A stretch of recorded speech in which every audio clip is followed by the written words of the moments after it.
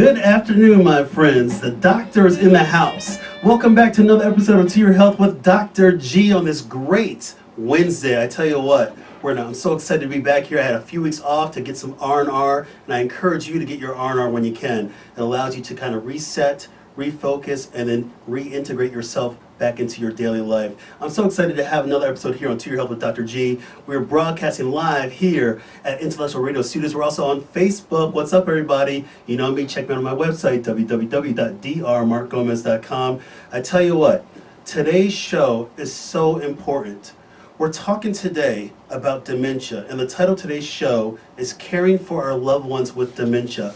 You know, every week here on the show, I want to make sure that we bring the right information for you.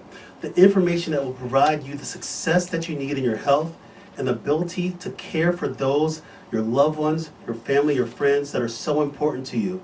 At the end of the day, of course, I want you to always have this conversation. Talk to your physician. Don't let this conversation end today. We must keep this conversation going on about dementia. So many of us have been touched by dementia. I've had family members that have experienced dementia. We'll talk about that in a little bit. But again, I'm so excited to have everybody here today to talk about this critically important topic of dementia. I want you guys to share this show with as many people as you can. So many people need to hear this message on what we need to do on a growing global health threat. And without us getting together to talk about this, we cannot make any sustainable change. But if we talk about this and have this ongoing conversation and equate dementia with the level of intensity and scrutiny of heart disease and cancer, the possibilities may be endless. It may be great. So I'm so excited to have everybody here today. Again, welcome back to another episode of To Your Health with Dr. G. I tell you what, the panel that I have, I say it every week, and I mean it every week. The panel that I have today is fierce. But we have experts here today to talk about this, to give you some of the critical information you need to have this conversation. And as you think about those that are currently suffering from dementia and those that have already passed with dementia, we're trying to make sure that we are all aware. This show is all about making sure we get the right information to the right people. This show is all about building trust and delivering truth. So again, I'm so excited to have everybody here today. Let me hit you out with a couple quick dementia stats, but before I do that, I got to hit you with a quick disclaimer. The content of To Your Health with Dr. G is for informational and entertainment purposes only, and that the content is not intended to be a substitute for professional medical advice, diagnosis, and or treatment. Further details can be found at www.toyourhealthwithdrg.com/disclaimer. So I'm going to hit you with a couple different stats because it's important to have this conversation. And I want to talk about the impact of dementia. Right now, 1 in 10 people over the age of 65 years old has Alzheimer's dementia. Right now, we're dealing with an estimated threat. We have an estimated living population in the U.S. of dementia of about 6 million people that are currently living with it. But this number is going to essentially get to about 14 million people estimated by the year 2050. Worldwide, every year, worldwide, 10 million people are diagnosed with dementia. By the year 2050, that number will be 30 million people per year, to the point that the World Health Organization recently came up with a big statement to try to encourage countries, encourage communities that we're all in this together. We're all facing this problem, and we have to do more. Without any big breakthrough in medical science to either slow down, prevent, or cure dementia, this issue is only going to get bigger. Right now, dementia is the 6th leading cause of death in this country. So we have to have this conversation just like we have about heart disease and cancer. So what I want to do is we're going to break this down to you. We're going to talk about today about obviously we're going to talk a lot about dementia, but we're also going to talk about how do you care for people. And the panel that I'm going to introduce you to right now will explain why, and I think this is going to be just a great opportunity to give people the right information right now. So again, I want to introduce my panel today. This is great. So I want to introduce my first guest. I've known him for a number of months now. We just had a recent relationship, but we've connected so well that we had to basically, I said, all right, we're going to do a show about dementia, and I've got to have you on the show. So I want to welcome my first guest, Dr. Jason Morris. He's a licensed clinical psychologist and certified dementia practitioner. He's with his company, Renewed Aging Services. Check him out at www.helptheaging.com. Dr. Morris, welcome to the show. Thank you, Dr. G. Hey, tell us a little bit about your training, where you did some of your training, and then also just a few opening words about what does this theme of dementia mean to you? Okay, well, I completed my training at Illinois School of Professional Psychology in Schaumburg, and from there I transitioned over to a psychiatric hospital in Indiana. What was unique about that hospital was geared towards geriatrics. Unfortunately, as the disease progresses, we have behaviors that are not conducive to the milieu, and so we need some place to be able to allow them to go to treatment and then be able to return to their homes, and that's where I first started being exposed to dementia. I've always had a passion and a love for the older generation. I was raised by my grandparents. I was able to see the greatest generation and how they interacted. So I wanted to be able to honor that. And so that's why I was drawn to the hospital in the first place. But I really enjoyed the person-centered area that they were at and try to help those individuals. So I stayed on for several years. Eventually I decided it was time to start things here and try to help individuals before they get to that point. Let's help them out earlier, and that's where healthyaging.com came from with Renewed Aging Services. Excellent. Well, it's been a pleasure to have you on the show today, and I can't wait to get in more detail about the issue at hand. So thank you again. My next guest on the show, she's been on this show before. I've known her for just a great amount of time. She's a dear friend of mine. She was at my wedding. Yes, that's the truth. It was there. But she's been just a great family friend and just a really great individual. She is a highly sought after professional. She just is amazing at what she does on a day-to-day basis with people. And again, we're all about people helping people, and I think that's one of the things that we've always talked about on this show. So I want to introduce my next guest. Welcome back to the show. I'm going to introduce her, Gwen Cohen. Gwen is the first Vice President, Wealth Advisor at Morgan Stanley Wealth Management. You can check her out at our website, advisor.morganstanley.com/gwen.cohen/. Gwen, welcome back to the show. Thank you so much, Dr. G. Right. Please give us a little bit more about your training, what you do on a daily basis, and maybe a few opening remarks about the importance of us talking today about dementia. Thank you for this opportunity, and I think we have something in common because my grandmother was a person that spent a lot of time with me growing up. I did my graduate work at Northwestern's Kellogg School of Management. Came to Morgan Stanley a little over 30 years ago, and I came in with the idea that I wanted to do two things for clients, which is to simplify their lives and preserve the things that they treasure. And that's one of the reasons this topic is particularly important for me, because the work that both of us do, Dr. Morris, is to help people preserve the things they treasure. It's an honor to be here. A lot of my work is around helping families do the planning for those things that we hope won't happen to us, but we want to have a plan in place once they do. Excellent. Well, thank you again, Gwen. I can't wait to get into some of these more pertinent questions and have some really great substantive conversation about this such important topic.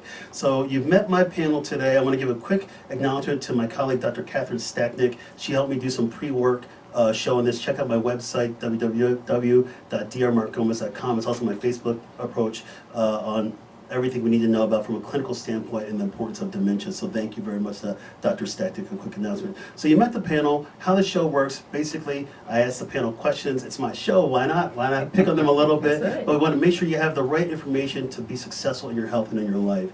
So really, when people come in to see us in the office, we call that the chief complaint. And that's something that we do on the show every week here. The chief complaint, or the question of the hour, what we're trying to get at today is, how do we best care for our loved ones with dementia? We're going to talk about that. So I want to start out with Dr. Morris. I want to ask you the first question. What is dementia? Just to kind of paint a picture for those a lot of us are familiar with it, but a lot of us may not be. So I want to make sure we set the record straight on the foundations. What's dementia, and what are some of the kind of classic symptoms? Well, dementia is actually an overall umbrella term, and that's for a major neurocognitive disease. Now that can encompass your Alzheimer's disease, it can encompass your vascular dementia. There's actually multiple different types of major neurocognitive that fall under that. But the common theme between all of them is you start having impairments in different areas of your life. We all are aware of Alzheimer's, which normally comes with loss of short-term memory first, and then difficulty thinking and planning. Those are found in all types of dementias, but they present themselves differently. So the short answer to what dementia is when you start having impairments in multiple different areas of your life.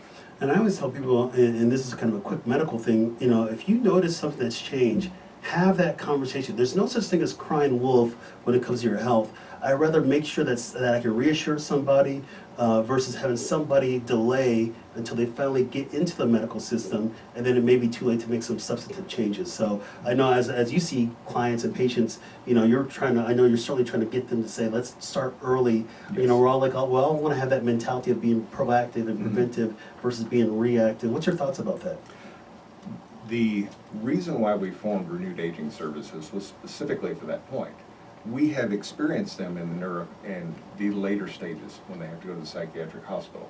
But we also know that if we're able to catch and assist somebody early on in the disease, we can put more measures in place, not only to slow the process, but to increase their quality of life overall. So the earlier, the better, and that's what we strive to do. Excellent. Excellent.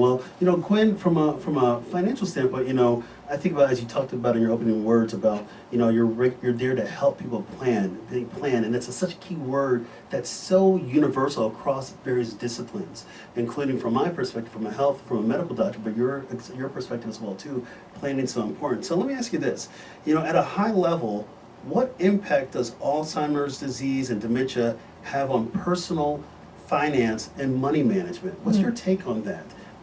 In much the same way that your physical health is important, your financial health is important. And when a person is impaired, as Dr. Morris was talking about, and they don't have the ability to make sure their checkbooks are balanced, make sure the bills are paid, make sure their credit scores are where they should be, make sure they've not become a victim of identity theft, those are all issues that can impact your financial wealth. We see every day a 45, 55, not to mention an 85-year-old who's been a victim of identity theft. Imagine what it's like for a person who might not have all of their mental faculties and may not be able to do the things they need to do. So the planning so that we have boots on the ground and a plan in place when this occurs, because this is happening for folks over 65, it's likely that some level of this may happen in 1 out of 10 people. Excellent. I think about how we plan so many things in our life. We plan our vacations down to the T. You know what time your flight's going on. You know what hotel you're staying at. We can plan out our health and we can plan out our life. Yep. What's your take on that kind of importance to just make sure, hey, we're really trying to make sure you're secure. I think like we are risk averse as people versus risk taking. Some people might be risk taking, but we are risk averse as people. And so just the same thing as you're talking about with your clients, how do they stay risk averse knowing that this condition may either be in their family, because I know you work with clients that have people with Alzheimer's in their family, but people that are at risk. When we're looking at the numbers, we're seeing that. So how do we kind of stay risk averse? Yeah, Dr. Gomez, I love the example you gave. We plan our vacation. We sure do. Where we're going to go, when we're going to go, how long we're going to stay, and what we're going to do while we're there. And one of the important things in my practice is the standard of care we begin with clients, so that we're expecting they're going to be with us when they're 55, 65, even 85. And that standard of care involves doing the planning for the needs, whether it's for dementia care or general long-term care, early on, and making that a part of your pre-retirement plan. So, just like I use the example of going on vacation, we recently, with a family vacation, had a family member who had an injury. We didn't wait until we got to the airport to say we're going to need a wheelchair because he can't get to the gate. We did that in advance. Knowing that these are the kinds of things that we may likely face, it's important to have a plan in place. What do we expect 10 years from now? What do we expect 20 years from now? What do we set aside in terms of funding for long-term care or dementia care? If we don't have a specific pot of money and know who to contact to get to it, have we explored other options for getting long-term care insurance coverage so that we are less likely to scramble in the event that something does occur? And we want to be sure that all of the financial matters are in place before that happens, so that if there is someone that needs to step into your shoes, that a powers of attorney are already set up, or a trust that identifies a successor trustee.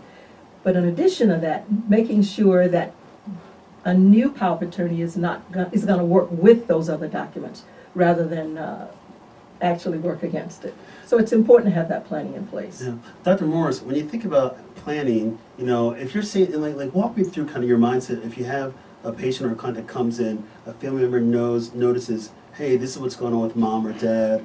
How do you just start that initial conversation? Because we're talking about trying to care for people and setting them up for continued continued independence as much as they can, but still continued dignity.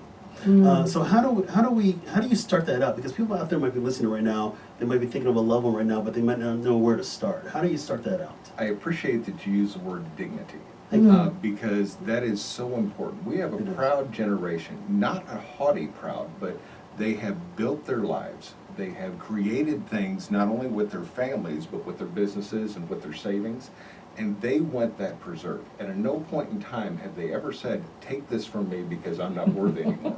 Oh, no, no, no. So when I think about that first conversation, that first phone call that I get, it really depends on who it comes from, in fact. It could be from the individual that has said, I've talked with my doctor, he's a little concerned, I'm looking to get an evaluation, which is an excellent way for me to start from my perspective, because then that individual is open to any discussion that we might have. Now, I've also encountered those individuals that I received phone calls from the family, and they have said, Mom and Dad aren't quite right, we don't know what's going on, can you help? Because that really changes my approach. The first thing that I always want to keep in mind when I'm working with someone new is my desire is to come alongside them and help them maintain their highest quality of life right where they're at.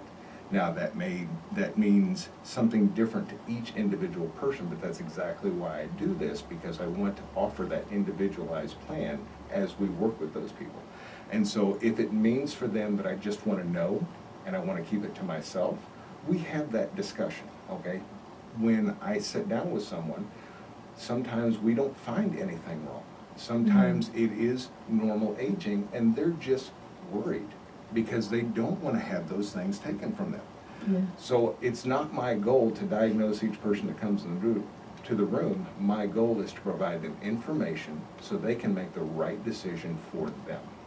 And it's a great way to think about it, and it still gives that person it allows them to be active in their care. Absolutely. And I think that's one of the things that sometimes people fear about when you're talking about dementia, that people, certainly if somebody's at the earlier stages and they still have some relatively preserved cognition, you want them to be involved in their care. Just like if I saw somebody that has high blood pressure or diabetes, I want them to be intimately involved in their care. You're going to, obviously, as we're always going to go to bat for the people that we work with, but we want to continue to keep that, again, I love that word, that dignity, but also keep them engaged in their well-being at all costs. So let me ask this question to Gwen. We're talking about, we're talking about how, getting people into a person like Jason or a person like me, because that shows a very good care from the family members. But I want to ask you this question, how do you kind of get clients, if somebody's going through some memory challenges, how do you get clients, maybe family members, to assert financial control over that person that we're talking about? How do you kind of have those kind of conversations? And are there ways to help without removing all autonomy of the person and their independence? Yeah. So I'm hearing two questions. One, how do we engage that conversation initially? Yes. And once we're seeing some things happening, how do we make sure that we're interacting with the right people who Correct. can look out for the best interest of that particular person, Yes, that patient, please. if you will?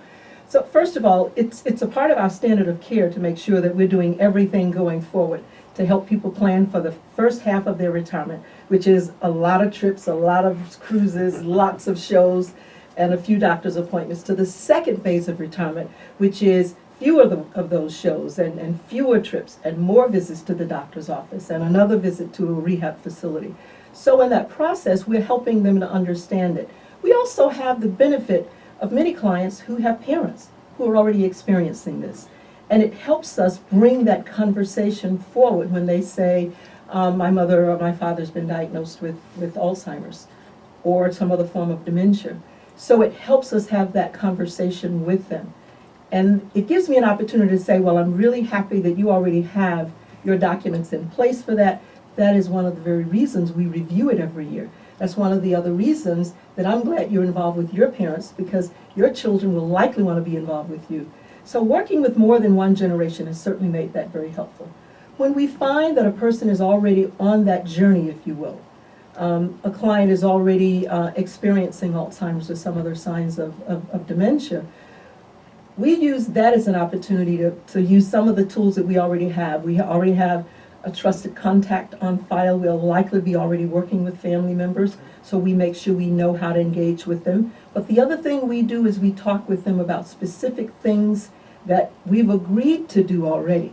You know, when you've been working with somebody for a few years, it's like, remember we did this? Well, we agreed to do this, and last year at your review, you felt that this was your trusted. This may be an opportunity for us to work with your son, with your daughter, to make sure you've got identity theft protection, to make sure your passwords are being changed, to sit with you and do your bills.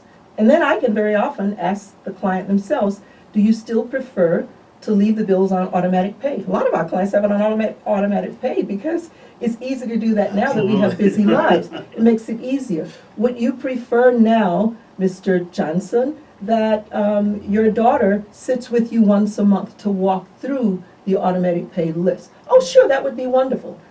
Those are the conversations that help instill a comfort.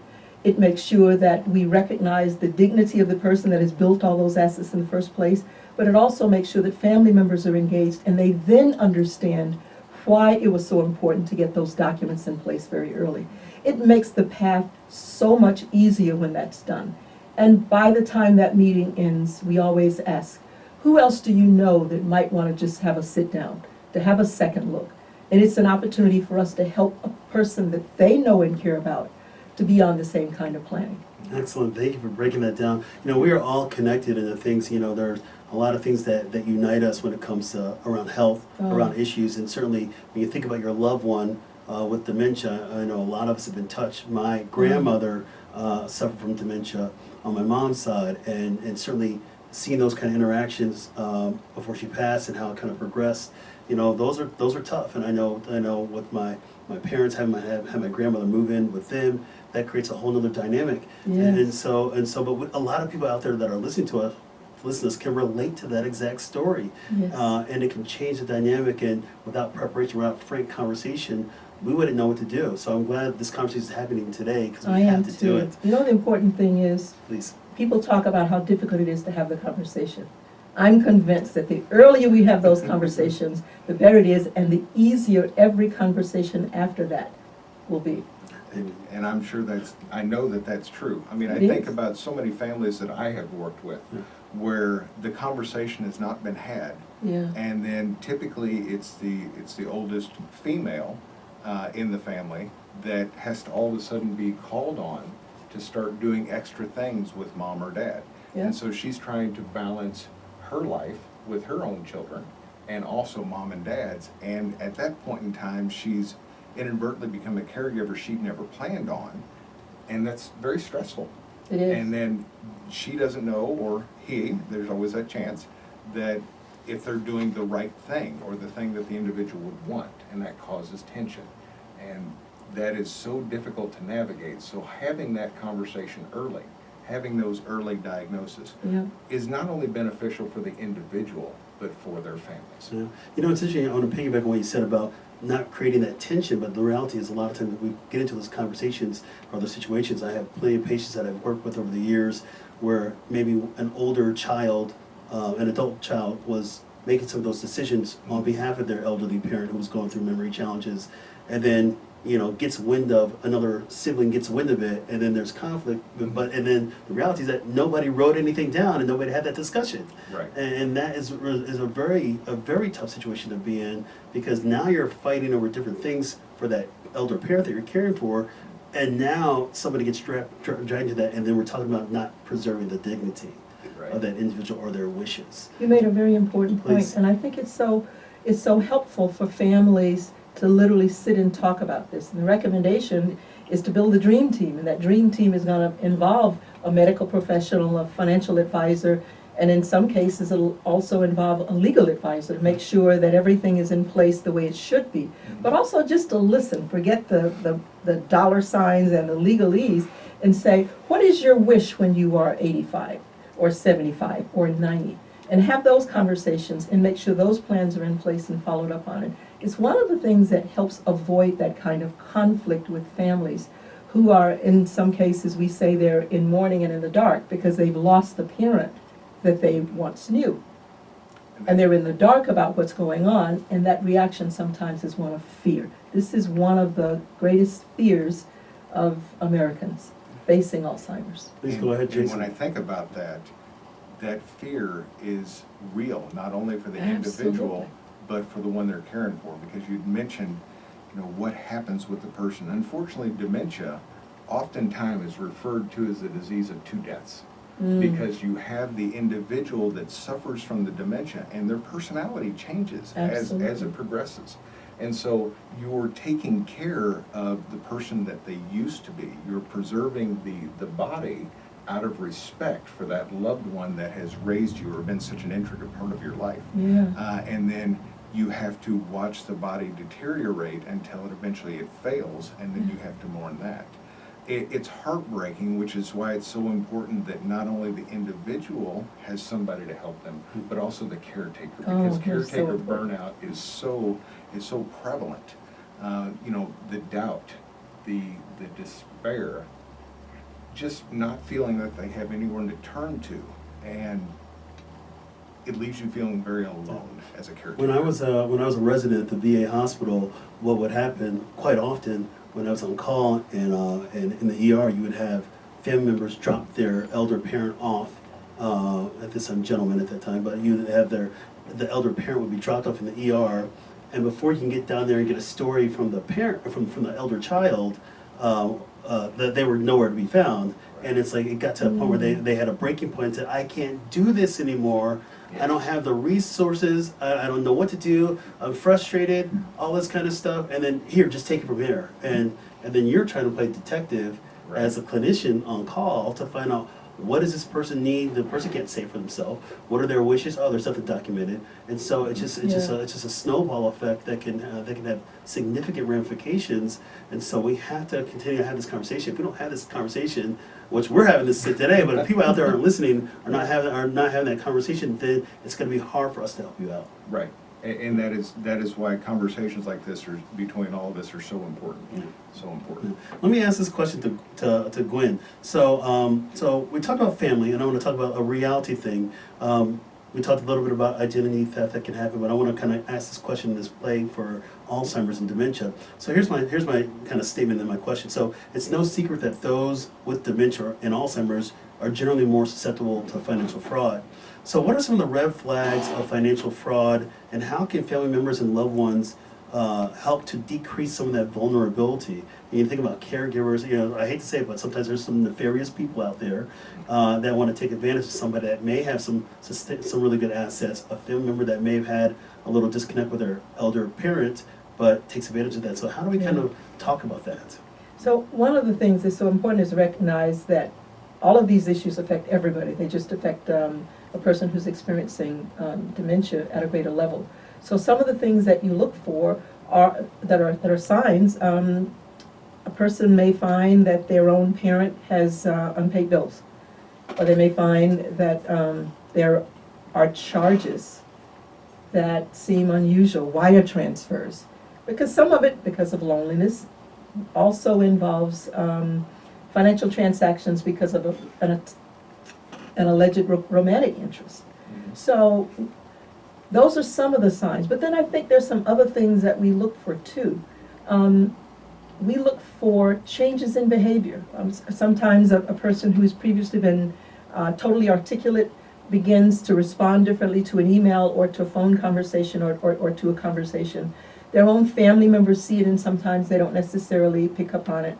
So when you look at the financial side of it, people who are no longer interested in balancing a checkbook. We had a conversation about that a little bit earlier. Somebody who's done it religiously before. Someone who has stacks of money that just turn up being missing. I withdrew $5,000 out of this account and have no idea what happened to it. Many of those are signs, and it's so important that family members are comfortable having a conversation with a parent to say, this may be something that we can help you with, in much the same way they would offer help for a person who's experiencing kidney failure. Yeah, absolutely. Let me go ahead, Jason. I just want to piggyback on that because recent study came out that those that suffer from financial changes, particularly those that have been defrauded, that has been shown to be a sign of Alzheimer's.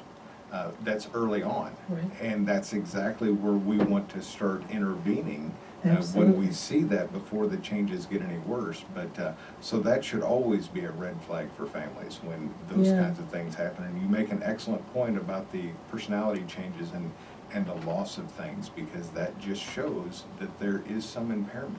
Yeah, and one of the things that we've been very proactive in this area is, one, providing identity theft protection, not just identity theft monitoring, but actual protection for our clients to make sure that when something like this does occur, that we're able to help them. I'll give you one other example. Please go It has ahead. It has happened to me.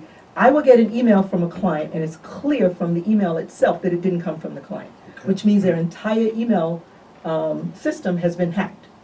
And we have steps for doing that, and we make sure we provide support. First of all, you don't send them an email back to the same email No, not at address. all. Don't. Because a lot of things have happened as a result of it, and they will call people on your email address and say, I need money. So we have extra steps so that a person who sends an email like that and is requesting a wire transfer, they can't get the money just on that email by itself. A couple of other things, a senior hotline. We offer that in support of families that may be experiencing it. And in some cases, it may be a distant family member or not so distant family member that might be taking advantage of that person. And we make sure that we provide the support that takes it from the initial awareness of that problem to resolution, even if it includes charges. Yeah. Well, you're talking about, again, safeguarding a lot of things, and as I said earlier, we want to be risk averse with anything that we do in our health and in our life. And so it's important to have these kind of conversations, and I'll take a quick moment to acknowledge we're here at Intellectual Radio Studios. Again, we're talking about caring for our loved ones with dementia. So let me ask this question. This is one to Jason. So, reality is that we're talking about trying to care and try to prepare ourselves. We have to have that conversation earlier in life. We can't start having that conversation when we're all 75 years old. We got to start having this like right now. I think about my medical colleagues. My wife and I have had these kind of conversations about making our wishes known. But how do we talk about starting a conversation about something that we don't know? I mean, statistically, more and more people are going to get Alzheimer's and other forms of dementia. To know that, hey, 20, 30, 40 years down from the road, you might be a person that has Alzheimer's. How do you have that kind of conversation at an earlier age? Well, when I think about having that conversation with someone at an earlier age, I think about planning for retirement. Many of the things that cause dementia-like symptoms, be it pseudo-dementia or actual dementia, are lifestyle related. And so having a better lifestyle now when you're younger and you feel like you can take on the world is a good pattern to develop in order to stave off possible dementia-like symptoms later on. Yeah, that was a big announcement. Actually, that was part of something in the World Health Organization's global release a few weeks ago, where they said basically, first of all, they say the basic level approach. If you don't want to get dementia, the best thing you can do is lifestyle. Same things that we talk about for heart disease, having a healthy lifestyle, staying physically active. I say like this: move more, eat better, stress less. Yes. You can keep That's a that good going one. on, Yeah. and then maybe sleep a little bit more too. But move more, eat better, stress less. Those are foundational things that we talk about for heart disease, diabetes, cancer. The same applies to Alzheimer's and other forms of dementia. But the reality is that a lot of times I feel like as a clinician, and I have to acknowledge that I try to do good as well as I can, but I know I can do better to start having that conversation for somebody who might be 50, but maybe they have a family history, Right. or somebody who's 60, or even somebody who's 40, to just do a quick questionnaire. If they come in for their physical, we can actually, for a lot of our patients, we can ask them a couple quick questions that even the medical assistant can do. And I have this interesting stat, and I want to kind of get your interpretation on this. This is from Alzheimer's Association, www.alz.org. So they basically say that, quote, only 16% of seniors receive regular cognitive assessments during routine health checkups. That's a big gap that we got to close. Yes. I'm trying to do it, but how do we start closing that gap to say, all right, every time you come in to see your doctor or get a routine check, we need to acknowledge a couple of type of questions like that? I'm glad you brought that up, because that is very important, because I think as you read through that, you find out why that statistic is only 16%.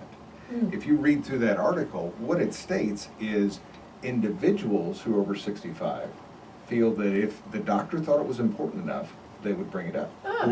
And the There's general the answer. practitioner says, if it was important enough to the individual or they were They would. concerned, They they would- would bring it yeah. up. There's So both disconnect. parties are passing it off on the other. And that goes back to personal responsibility. Okay, it's important.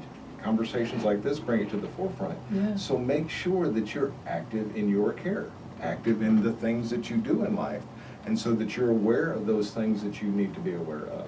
Now, I know we talk about empowerment with your health, because I want people to be engaged. You know, Gwen, from your perspective as a wealth advisor, you know, as we're talking about people that may be at risk for this diagnosis, how do we get them engaged and empowered to take care of their finances, to plan for this kind of stuff? Well, we start Yeah. early. We start early. What is it, early and often? Yes. And we're consistent with that. So that there are certain things that we're doing in your 30s, also in your 40s, in your 50s, in your 60s. And there is a standard of care that gives attention to many of those things that are necessary. One thing that I expect clients to do in preparation for a review meeting is, what are the things you want to talk about?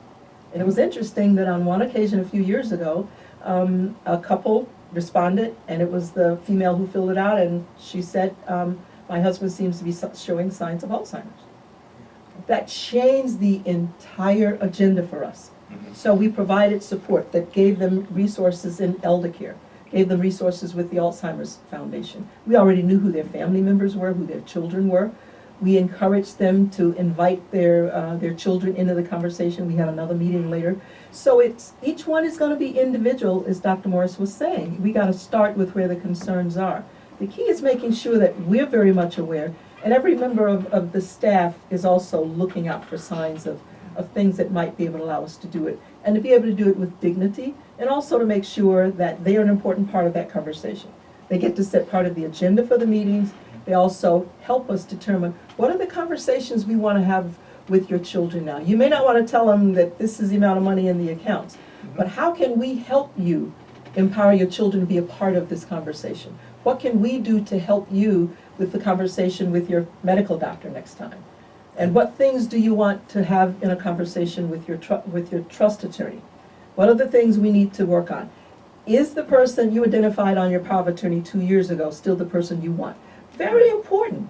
It's very important to make sure that if you've contacted somebody to draw up other powers of attorney, they're not in conflict with the documents you already have in place. Those are ways that we can help them. And clients have said, you know, I didn't think about that. I'm glad we're talking about that, because it puts them in a better place, and it also allows them to have a more comfortable conversation with their own children when we're not in the room. Excellent. Let's talk a little bit about some of the more demographics. I'll ask this question to Dr. Morris. You know, we can acknowledge the fact that, again, some of the statistics will say 1 in 10 adults over the age of 65 will have dementia. 2/3 of Americans with dementia are women.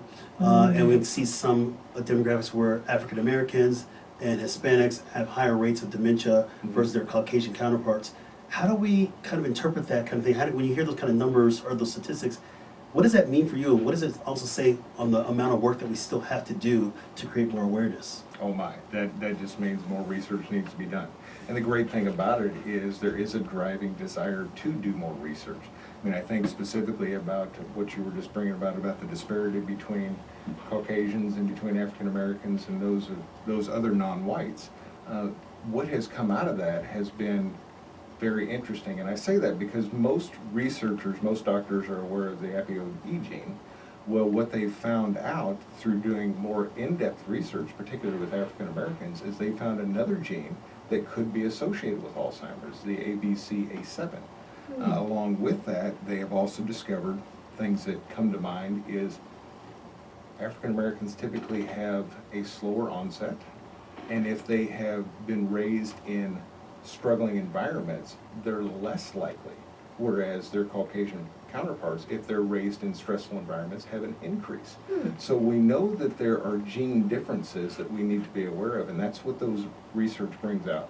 Make sure that we as professionals are aware of those things, so that way we can be more able to help those that are in front of us. Excellent. You know, it's interesting, and when you think about that, we just have to clearly do more work, but those populations also need to be more comfortable in having these frank conversations with that population, because that's sometimes those populations may not be aware. I want to ask a kind of follow-up question to Gwen related to these kind of populations. That are more at risk. And so how do you kind of, as a financial advisor, you know, how do you kind of start that conversation in a population that may have a little more of a, I don't want to say a disadvantage from an economic standpoint, but if we're having more frank talk, you know, how do you start talking about, hey, this might be going on for you as far as how to save for care if you're not having much to save with at the beginning, if you kind of get what I'm saying. How do we start I that think up? that gives me an opportunity to talk about something that's so important at the very outset. We talked about the importance of planning and the importance of having things in place when a person is planning for retirement. They're also planning for Alzheimer's care or some other form of long-term care that's necessary.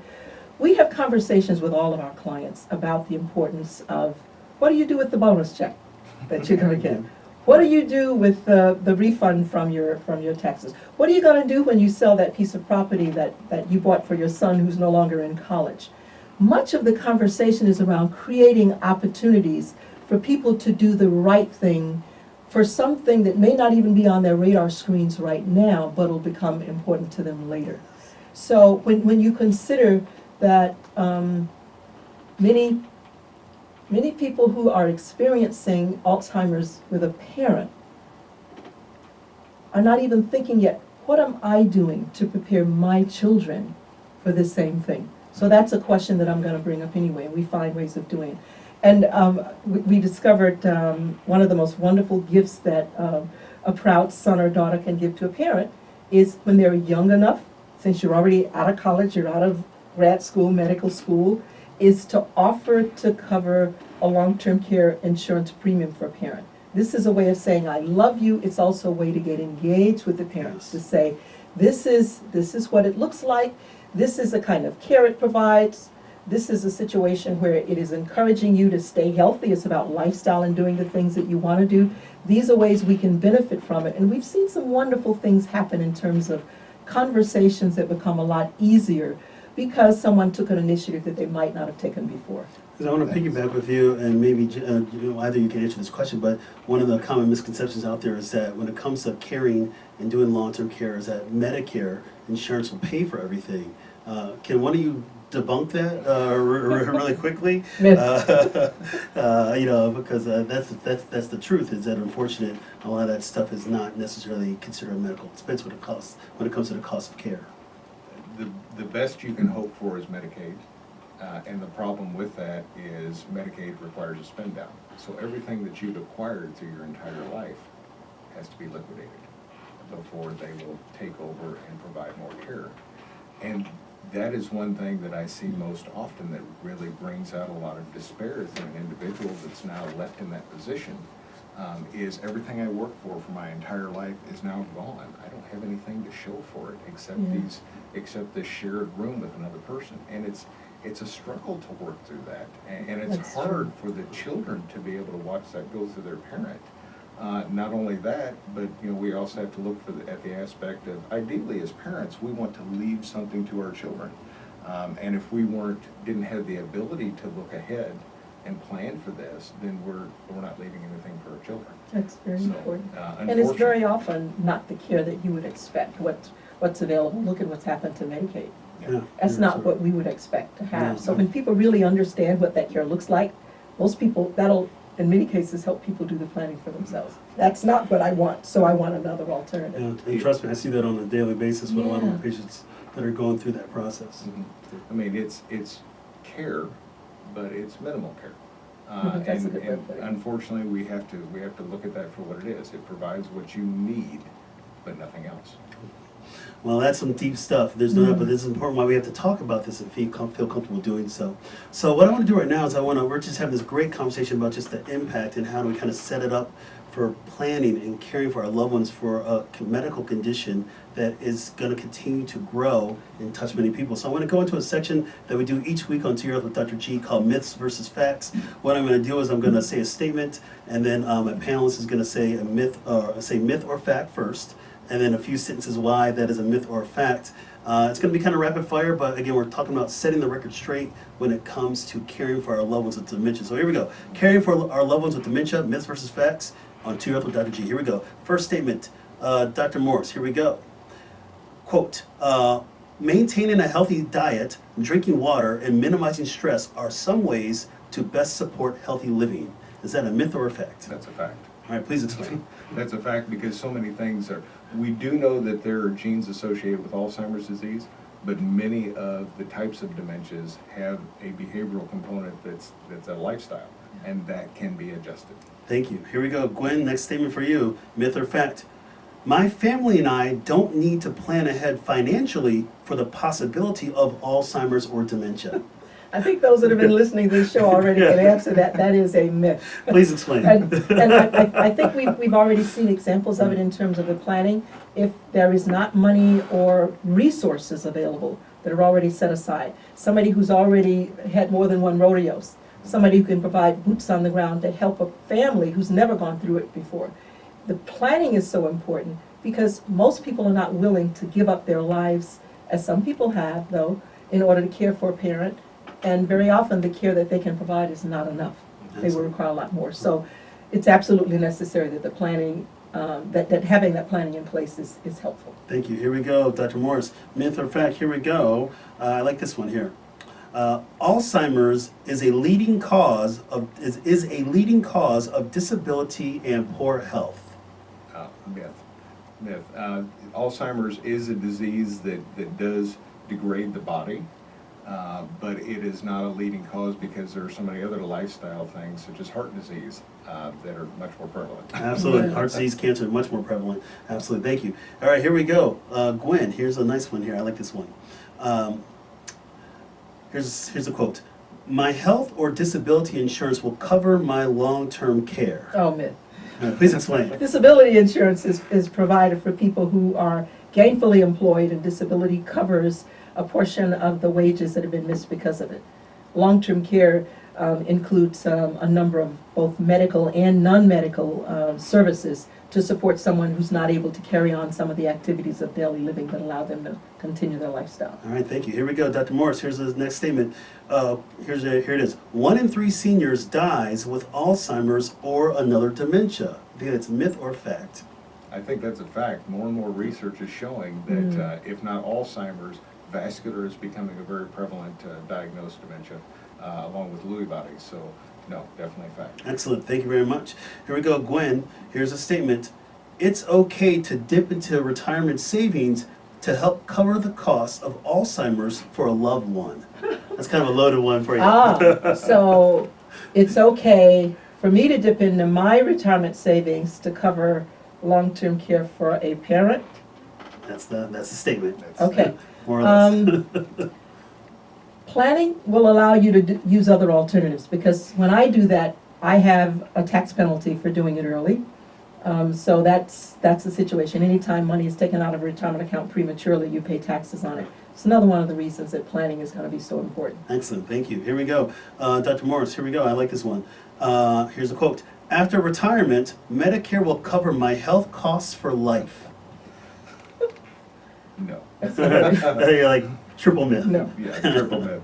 Please explain.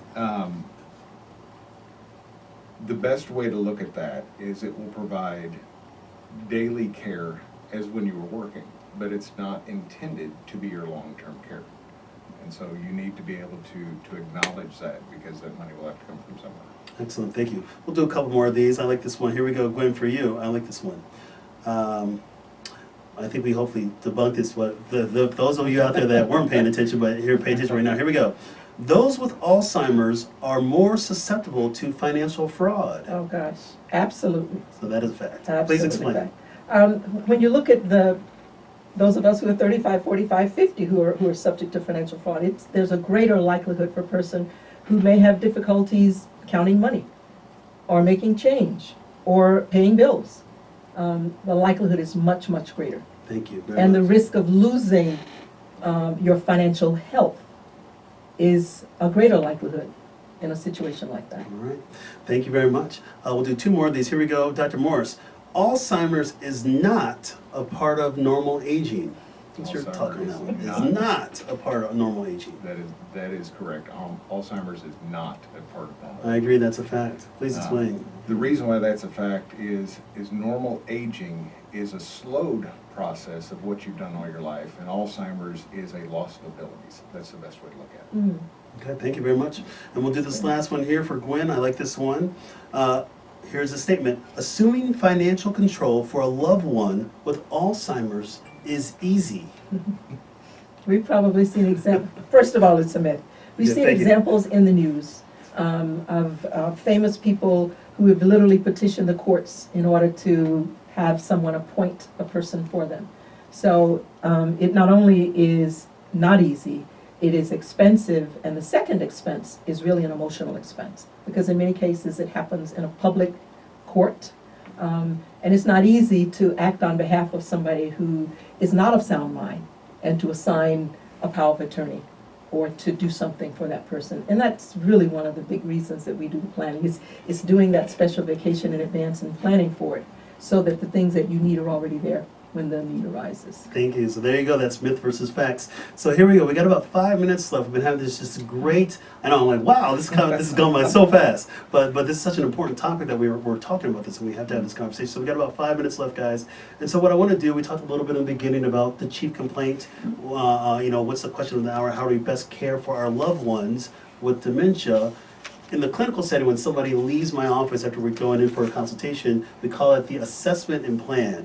And that's when we kind of give somebody their diagnosis, a treatment plan, and most importantly, a follow-up.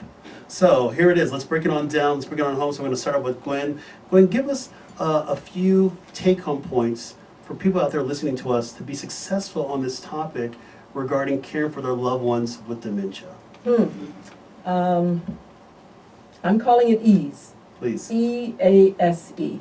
One, engage early so that family members and other stakeholders are aware of what your plan is, 5 years, 10 years, 15, 20 years out, and make sure that the documents are in place to support it, whether that's powers of attorney, trust documents, all of those things are in place. The second thing, which is the A, is to make sure that your dream team, which I spoke about a little bit earlier, is assembled. Medical doctors, other medical professionals as well, legal advisors, financial advisors work together to make sure that the plan, in fact, is executable. Third thing is selecting. This is the second team, which is family members, friends, nieces, nephews, uncles, the people that are going to be looking out for those signs.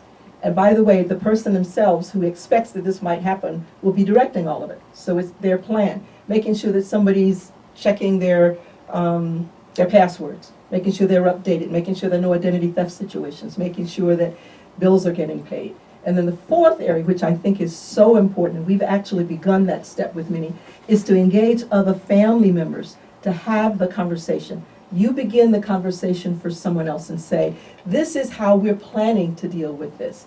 We would love to be a resource for you. We can share with you the Alzheimer's Foundation. We can share with you these resources. So the EASE, which is engaging, assembling, selecting other family members, and the last one is encouraging other family members to be a part of the same conversation early and often. Wonderful. Thank you, Gwen, for breaking that down. I love it. And thank you again for coming on my show. It's my pleasure. It's been just awesome connecting with you again. Absolutely. So we will connect again soon. That's a promise, without a doubt. So thank you very much for taking time out of your schedule to help us spread this message. Dr. Morris, take us home. Give us a couple of take-home points for people out there that are listening to be successful when it comes to talking about this topic and caring for our loved ones with dementia. Never forget what normal looks like. That was taught to me early on. I often have families come in and say things don't seem quite right. Well, they probably aren't. So never forget what normal looks like when it comes to your loved ones, when it comes to yourself. Along with that, as a caretaker or as a support of a caretaker, please make sure that you take time for yourself. It is a trying, long-term process. It is a marathon and not a sprint when you decide to assume care for a loved one that suffers from any type of dementia. And then along with that, find out what your resources are. There are many, many, many facilities, there are many companies that have formed around this group that are willing to help at all different levels of financial obligations. And many, many, many are them high quality. Even if they offer the bare minimum, it is still a high quality, safe place to put mom or dad as they transition. Because as a caretaker, yes, we want to help keep them home as long as possible. That's part of the quality of life. But when it comes to that point where you can no longer take care of mom or dad, you want Yeah. someplace safe and that you can trust. So then in the final years of their life, you can be the child again. You can make those memories before they're no longer. Don't regret it. You've done the best you can. Celebrate the life while you still can. Thank you Love very that. much. Great words. Thank you, Dr. Morrison. It's been a pleasure having you on my show. And thank you for taking time out of your schedule to help us promote this important topic. Thank you And very my much. final words are this. We've just been having a great conversation, but here's my take on things to wrap it on up. Ask what you can do now. Take that initiative. We talk about investing in your health and investing in yourself. The same things that apply that you do for you do for others. When we talk about it takes a village, it took a village to help raise you, it took a village to help mold you. It's to pay that forward. We care for our loved ones for a reason. They do so many wonderful things for us, and it's tough when they go through things like this with Alzheimer's or other forms of dementia. Make sure that you take time for yourself, but also make sure that you continue to help your loved ones continue to have the most dignity, the most respect, and the continued love that they deserve each and every day. So it's been a great show. Again, I want to announce my guest today, Dr. Jason Morris, licensed clinical psychologist and certified dementia practitioner. Check him out at Renewed Aging Services, www.helptheaging.com. Gwen Cohen, awesome seeing you again. First Vice President, Wealth Advisor at Morgan Stanley Wealth Management. Check her out. It's at advisor.morganstanley.com/gwen.cohen/ and I want to do a quick announcement to get to my good colleague from Edward Hospital, Dr. Catherine Stacknick, who did some pre-work. So you've been listening and watching live on Facebook and intellectualradio.com. This episode is written by Mark D. Gomez, MD, and Tiffany E.R. Gomez. Producer is Tiffany E.R. Gomez. Music is by the wonderful Mr. Havis. Copyright 2019 by MDG Wellness LLC, all rights reserved. Stay tuned for my next episode. The title next week, Work-Life Balance Part 1, The Clinician Perspective. And again, if you enjoyed today's show, I ask you to share with others. Share with those that need to hear this message.